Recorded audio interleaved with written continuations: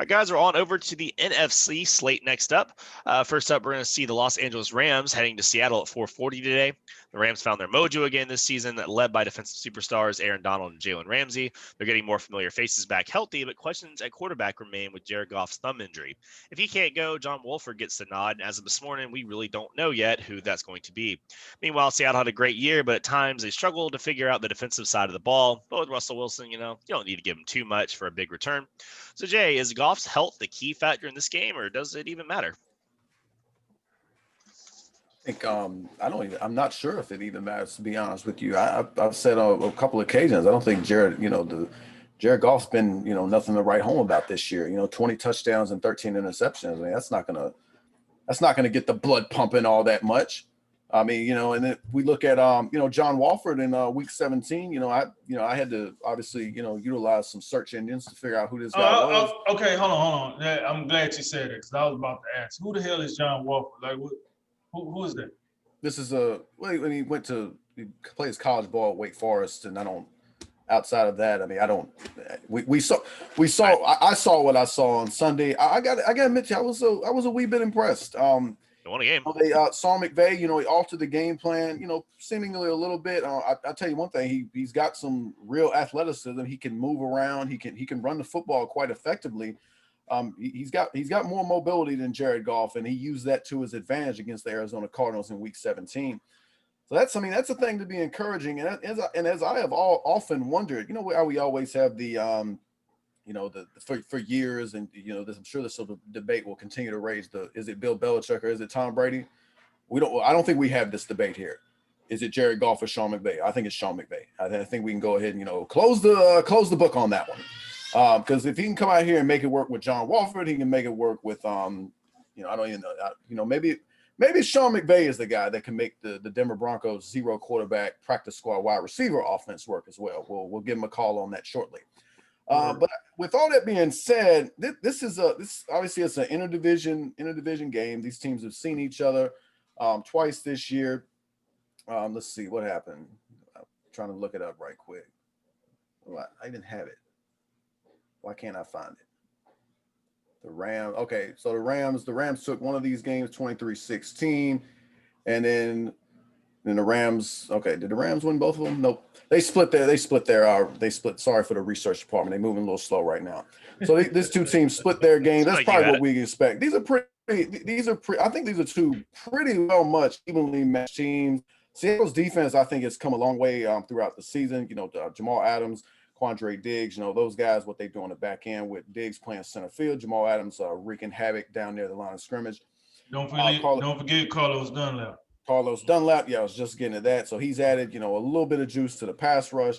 The Rams defense, they've been surprisingly strong, throughout the season. We make the little, you got to pay your bills joke, every now and again, but they've made it work. They got those two foundational pieces, with Jalen Ramsey and Aaron Donald. Those guys can get it done. But in the end, it just, you get a feel as much as admirable and as good a job as I think Sean McVay has done this year.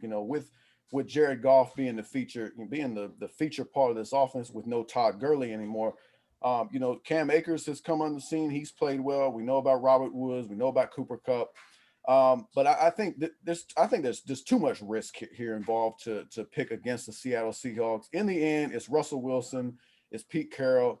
They're playing in Seattle. I'll be pretty surprised if Seattle can't find a way to win this game. Yeah, I'm gonna keep this one short and sweet. I like the spread 3 points. That's about right. Seattle, they're not known as a team that just like come and roll you over. They not to say they haven't had blowout wins this year. They have had, but they play a lot of close games. And then with it being the Rams, Sean McVay, he has seen the Seahawks a lot. Him and Pete Carroll, they're pretty chummy.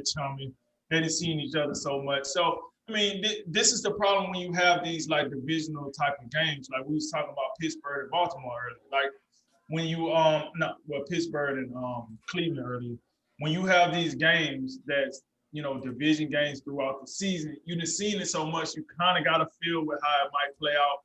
This one is a little special because, Jared Goff might not play. But as Jay said, Wolford might actually give them a little more when it comes to getting out of that pocket. We know Seattle defensive line, they got better since they acquired Carlos Dunlap. We know the secondary, they got better since they acquired Jamal Adams. So the Seattle defense, for once, might be the savior. The offense, I'm listen. I had Seattle as my Super Bowl pick before the season. I'm gonna say this every time, because I believe in Russell Wilson. I like DJ Metcalf. I like Tyler Lockett. Greg Olsen get his shine on every time he get a chance. And then Dwayne Brown don't seem like he's too bad. I mean, Russell Wilson, I think his style of play would make you assume that the offensive line is playing at a lower level than what they should be playing. But I think the offensive line, to be honest with you, they kind of hold up if Russell Wilson don't do what he does back there in the pocket. I'm not knocking it because it works. It had him in the MVP conversation earlier in the year, so it does something. But I just, it's no way I can see the Rams beating Seattle on this stage in the playoffs. I think Seattle will win this game. I think the 3 points is good. I like the 42-point under and over. I'm gonna take the under. I don't think we're gonna have a lot of scoring in this one. So I'm looking at this one. I gotta think Seattle can put up at least 21 points, at least 21, but 21 probably get it done. I'm looking at 21-17. Yeah, I'm gonna say 21-17 Seattle, something around that range. Kind of an ugly slugfest. I like it. Yeah, I think for this, I mean, again, it comes down to the Seattle defense. Can they do what they need to do? I mean, this is a defense that has started off the season bad, and then they got abhorrently bad. And pass rush was a lot of it, but they just had blown assignments and missed coverages, and they were screwing around left and right. And then they kind of figured it out the last couple of weeks of the season. They started getting really, really good. So if that momentum continues and these guys are coached well and they know what they're doing, man, they'll be okay. I mean, if you can get that kind of defense to show up and you have Russell Wilson, you're going to win most of your games. I mean, that just is what it is. But the one thing I'll say for the Rams, if you're looking at their matchup against Seattle on their side of the defensive side of the ball, they've had some games they've shut down some of the best wide receivers in the NFL. I mean, DK Metcalf with Jalen Ramsey on him had a two catch 28-yard performance. Right. Russell Wilson was bad in that game. The game they lost, he was 248 yards, 2 picks, wasn't very accurate. He was also their leading rusher, so I'm just a little, the only concern I have for Seattle is if that Rams secondary, as good as they are, they do start shutting down and putting the clamps on the passing attack, can the Seahawks run the ball? Can they switch gears and go, okay, well, let's do this then? And maybe they can, maybe they can't. I know they got some decent guys and Chris Carson and whatnot, but that's not something they've always been able to flip. So with that being said, I think that if Jared Goff can't play, then John Wolver's not going to come beat the Seattle Seahawks in Seattle in the playoffs. Like, fans, no fans, I don't care. It's not happening. So if Goff plays and that happens, this game probably stays within the spread and it's close. But if Goff's out and that Seattle defense shows up today, then yeah, forget about it. It's going to be a easy Seattle win. All right, next up, we got Tampa Bay hitting the road for a game Saturday night against the football team. Washington won the NFC Least at 7-9. Therefore, they host a playoff game. They do have Alex Smith's resurgence, a competent head coach, and a ferocious front seven on defense. Meanwhile, we're all familiar with the Bucs' hilariously star-studded roster, but strange up and down season. So, Drink, it's got to be easy for Tampa, right? Oh, no, man. Listen, I think it's a reason why this game is coming on at 8:15. I think this is the most intriguing game of the weekend. I really do. Listen, I got it. The football team, this should be a smoke check. But listen, I would say this. If you go back and you look at that front, just the defensive line of Washington this year, the quarterbacks that gave them the most problems are mobile quarterbacks, rightfully so, right? They can get out of dangerous situations. They can extend plays, and they can make, they can put a little white out on their mistakes when you got a mobile quarterback. Well, Tom Brady he's a lot of things, but mobile ain't one of them right now. So I do think that line will have a chance to bow up. Now, one of the problems we have with Tampa Bay in the beginning of the season that seems to be showing up week after week after week that they got better at was the offensive line. I'm hearing Tristan Wirth from the start to now. This dude is a borderline Pro Bowl right tackle. That's what I'm hearing. A lot of good things about Tristan Wirth. Why does that matter? Well, Tristan Wirth, majority of his assignments for this game is going to be against Chase Young. That is his side. So if Tristan Wirfs can get, let's say he can make 70% of his blocking packages, I think Tampa Bay is a really good situation. However, if he cannot do that, and he does struggle with chasing on the snaps that he needs to have control, that's going to allow the Jonathan Allens, the Deron Paynes, the other 4 first-round picks they got on the line to get the Tom. One thing I learned about Tom, yeah, he's a GOAT. He'd have done it all. He'd have done it on the biggest stages. Got it. When you start getting him rattled, he does get frustrated and then want to start yelling at people and start doing this and doing that. And I'm telling you right now, Bruce Arians don't seem to be the guy that's on board with Tom Brady antics. I'm gonna just be real here. He seems like, listen, Tom, I got you the gold and everything, but dude, you was at fault just like everybody else. That's his attitude. Like, you're no better than anybody else on this team. He don't pander to him. He actually talked down on him on a couple of occasions. But I feel like that defensive line, that's the game. To me, the game is the trenches for this one. Can Washington defensive line dictate to Tampa Bay's offensive line? That would decide the game. Because whoever wins that matchup right there, most likely will win the game. Why do I say that? I don't think Washington can do anything with Tampa Bay's front seven. You just go ahead and cut it what it is. We don't even know how many snaps Alex Smith is going to take. That's their best quarterback. So then when you try to in whoever else, because we heard Ron Rivera, this is what we do know. Ron Rivera said most likely they would have to run a 2-quarterback set. Why would he do that? Because Alex Smith, he don't believe Alex Smith will be healthy enough to come in this game and play the whole game. So if you run a 2-quarterback set, that tells me right now, whoever this second cat is, he better be coming here balls to the wall. And I just don't think so. I don't think Washington defense is going to I don't think Tampa Bay's defense is going to let whoever the second guy come in. And I wouldn't say the Washington offense was going to be a powerhouse with Alex Smith, to be perfectly honest with you. But it would have been the best shot that you would have had against Tampa Bay defense. So with all that said, I am very intrigued to see this game. I see Tampa by 8. Okay. I can go with the 8-point spread right now. The over under is 44. Okay. I'll probably take the under. Because if it go over, it's just because Tampa Bay going to be out here. It won't be because of Washington. Let's go ahead and cut that right now. It'll be because of Tampa Bay. So with that said, I'm looking at this. I say Tampa. I think 31 points get it done for Tampa. I really do. Tampa 31, Washington 17, 14, something that they won't score a lot of points. That's how I see it. But I will say, like I said, the matchup is Washington defensive line versus Tampa Bay offensive line. Whoever wins that matchup will win the game. Yeah, I'll go back to something that I kind of teased in the last show, and that's the old Washington. I'm coming in with a new name. That's what I'm doing here.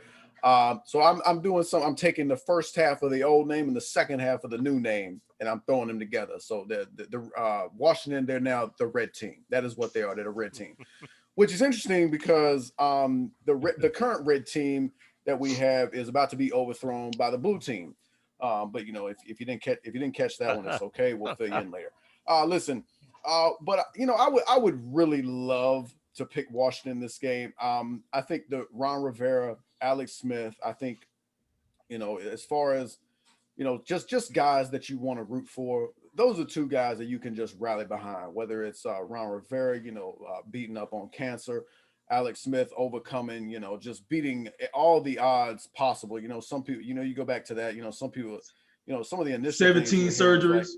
17 surgeries, was he even going to have that leg anymore? It's just, and now something just came out, Ian Rappaport is telling us that the calf injury has Alex Smith trending in the wrong direction. It's looking increasingly like Taylor Heineke might start this game. So, with that, if you gave me Ron Rivera and a Alex Smith that was capable of playing this game, I would pick Washington, because this Washington defense, it's something to behold. And this defensive line, if you ask me, who's going to win that battle at the line of scrimmage when Tampa Bay has the ball, I think Washington's defensive line is gonna make a strong case. And to that point about Tristan Wirfs or Donovan Smith, whichever offensive tackle you want to point to, Tristan Wirfs can very well win a high percentage of his blocks. The problem with that is Chase Young only needs to get a few big wins. It only takes you missing one blocking assignment to force that key turnover that can turn the game. However, if it's Heinke, back there under center, I'm not sure if that's just going to be a tough ask. If you combine Ron Rivera and Alex Smith's experience, I think Washington could very well win this game. But if it is going to be Heinke, that's too much for me. And I got to say Tampa Bay wins this game by multiple scores with the lack of quarterback experience Washington's going to have. Yeah, with that news, that really kind of sours any chance you think Washington would have. I mean, I get the individual argument that, you look at the individual matchups, Washington looks like a really good team that could, sort of dethrone Tampa. But Washington was 7-9 for a reason. I mean, there's still a lot of issues in this roster. They got a lot to work on. And I think that Tampa, one of the things that might be a bit undersold is Tampa Bay's defense is pretty good too. I mean, we talk about how great Washington's is. Well, Tampa Bay has the best run defense in the league, and it's not close. I mean, there's really no like second is a pretty distant second. They're pretty good pass defense as well. They have a lot of good talent on the defensive line, some hired guns, but hey, they're there and they're doing the thing. The secondary's gotten better. These guys have really improved as a unit. Jamel Dean's had a good season. Carlton Davis, I think they're going to get him back for this game, so that'll be a big pickup. Great safeties. So I think that Tampa Bay, if nothing else, they can do enough on defense to make up any early lapses on offense, 3 and outs, big sacks, maybe not great field position. I think the defense can play them out of some of that. And then eventually Tampa Bay's offense is going to figure it out. Tom Brady's going to rise up to what they're doing. He's going to make the adjustments. And Washington, they're just not going to have the firepower. Even with Alex Smith, I would take Tampa Bay in this, but without Alex Smith, then yeah, this one could get ugly, but we'll see. All right, so the other sort of lopsided matchup of the weekend is 4:40 Sunday. Chicago Bears lost their season finale, and the reward is a trip to the Superdome to face the loaded Saints. The Bears will have nothing to lose, really, while the Saints, no doubt, are thinking Super Bowl for Drew Brees' last ride. So, Jay, any surprises in this one? I'm treating this one like a rapid reaction. I don't know what the Bears are doing here. New Orleans wins this game. There's no excuse here. Yeah. This whole thing where New Orleans finds the most hilarious and just comical and just tragic ways to lose year after year. No way in hell they lose this game. It shouldn't be close. I don't even know. When the NFL made the decision to have expanded playoffs, you just knew there was going to be. I mean, Chicago, to me, they're just as fraudulent as Washington is. No reason they're even in this, and no reason they are even sniffing the next round. Get them on out. New Orleans, please do your job. Sean Payton, Drew Brees, that great New Orleans defense, Alvin Kamara, and all the rest of them. Get these dudes out of here and back to Chicago where they belong. Yeah, I'm with Jay. I'm gonna keep this sweet. I just gotta ask this question. Give me one area that Chicago is better than New Orleans. All right. They have Cordell Patterson. He's fast. There we go. I mean, he is. I did it. He on the All-Pro team, so. Yes, sir. Right, but if you depended on Cordell Patterson, you'd have lost already. I got one. Mitchell Trubisky will have more rushing yards than Drew Brees. Oh, that's right. Yeah. But he won't have more rushing yards than Taysom Hill. So, so you know what I'm saying? Like, I like the Cordell Patterson thing. That is true, but that ain't gonna get it done. So, like Jay said, this is a rapid reaction. You can't give. I don't even know where I can give Chicago. Hey, you made it.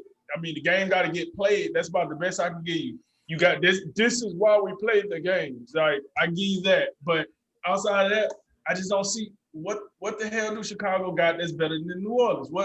Unless New Orleans come out here and give us a welcome mat performance, I don't see it. I just don't see it. This ain't Green Bay. This ain't Minnesota. This ain't no team that can go and take advantage of them in the trenches and all this other stuff. I don't know. I got New Orleans. What they got? 10. They gave them 10. I got New Orleans by that whole 10 spread, and I take the over because New Orleans can put up some points, especially with Michael Thomas back. But that's it. Chicago, thanks for coming. We got refreshments in the back. We'll see you next year. Like, we out of here. Yeah, a little argument here myself. I like how we just took a 7-9 team. We were like, well, maybe they can do it. Here's how. And then because they have. Here the Bears. But look, here's the thing. I get it. I get it. Yeah. Like Washington has an area that you can look at and say that front four. You can look because they got our first round picks. You can say Washington could have a better defensive line in town. You can say that. Where the hell can you say that for Chicago? You can't. That's the thing. If the Saints weren't such a balanced team, I think maybe that Chicago defense, if they play kind of above their heads or how they maybe should play, there could be something to that. They could maybe get a couple turnovers, make it a game. You know, it's football. Anyone with turnovers can make something happen. But the Saints, man, they're just so low. I think people forgot, or they didn't really forget, but they kind of flew under the radar almost, like how good they've been. You know, 12-4. Drew Brees didn't even play half the season. They were just whatever. They just kept winning games. Like, you know, we know at least one of those wins has an asterisk, but you know, got to move on from that. It's just they're so loaded. It's going to be a disappointment if this team isn't in at least the NFC Championship, if not the Super Bowl. So yeah, the New Orleans, you get a nice tune-up game, get them all out of the Superdome, and move on.